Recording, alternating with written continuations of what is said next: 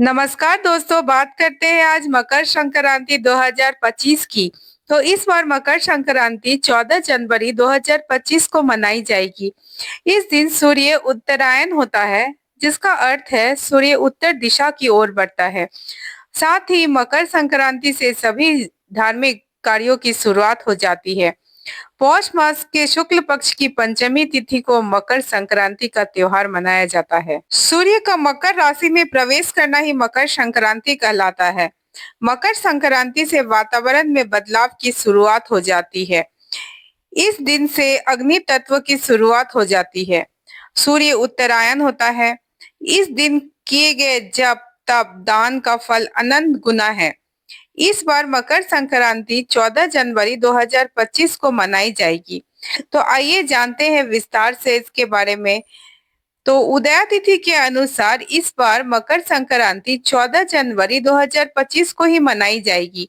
इस दिन सूर्य सुबह 8:41 में मकर राशि में प्रवेश करेंगे। हिंदू पंचांग के अनुसार मकर संक्रांति का पुण्य काल का समय सुबह 9:03 से शाम 5:46 तक रहेगा। वहीं महापुण्य काल का समय सुबह 9:30 से लेकर सुबह 10:48 तक रहेगा। हिंदू धर्म में मकर संक्रांति का दिन बहुत ही महत्वपूर्ण है। इस दिन सूर्य देव अपने पुत्र शनि के घर जाते हैं। चूंकि शनि मकर और कुंभ राशि के स्वामी हैं, इस कारण यह पर्व पिता पुत्र के अनोखे मिलन से भी जुड़ा है। एक अन्य कथा के अनुसार असुरों पर भगवान विष्णु की विजय के तौर पर भी मकर संक्रांति मनाया जाता है।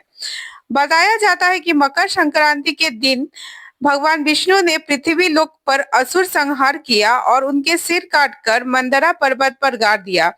तभी से भगवान विष्णु की इस जीत को भी मकर संक्रांति के रूप में मनाया जाता है।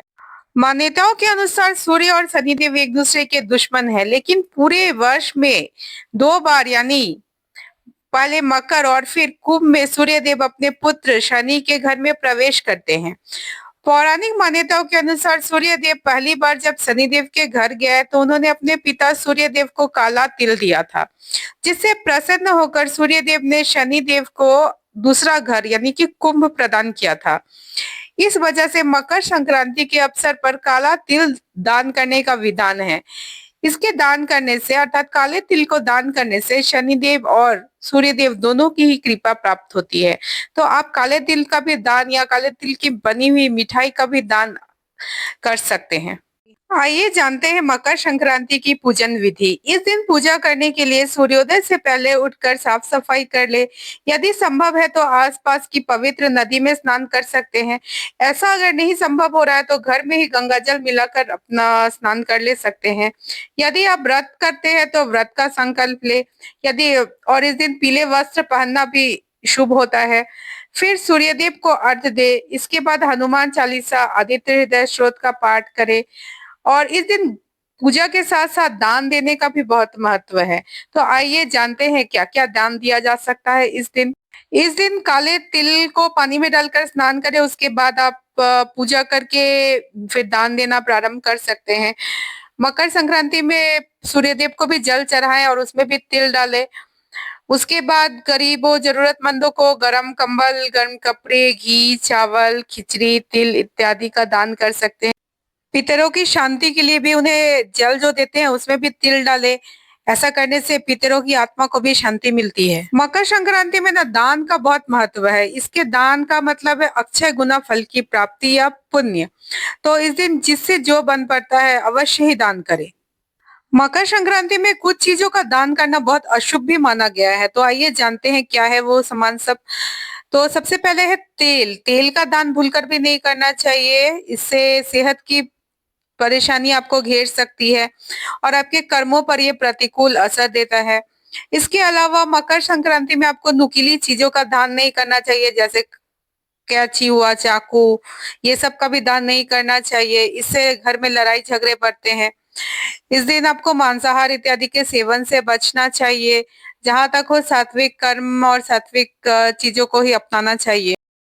और हाँ, अगर आप किसी भी गरीब जरूरतमंद या अपने रिश्तेदारों को वस्त्र दे रहे हैं तो काले रंग को अवॉइड करें, काला रंग उस दिन नहीं देना चाहिए। आप चाहे तो पीला या नारंगी में से कुछ रंग आप चुन सकते हैं, वो अत्यंत शुभ फलदायी होगा।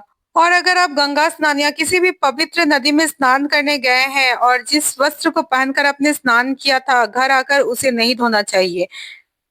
और हाँ, खिचड़ी खाना इस दिन ना भूलें, खिचड़ी खाने से भी इस दिन शुभ फल की प्राप्ति होती है।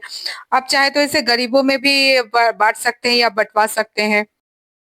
तो दोस्तों ये थी मकर संक्रांति से जुड़ी हुई कुछ महत्वपूर्ण बातें। आशा है कि आपको ये जानकारी पसंद आई होगी। आप अपने रिश्तेदार, दोस्तों के साथ इसे शेयर करें, सब्सक्राइब करें हमारे चैनल को, क्योंकि हम जो भी त्योहार, व्रत, फेस्टिवल रहते हैं उसके रिलेवेंट कथाएँ, मुहूर्त इत्यादि आपके सामने लेकर आते रहते हैं और 1-2 दिन पहले ही लग लेकर आते हैं ताकि आप अपनी तैयारी उस अनुसार कर सकें। तो बने रहें हमारे साथ, सब्सक्राइब, लाइक, शेयर ज़रूर करें। धन्यवाद, मिलते हैं फिर नेक्स्ट वीडियो में।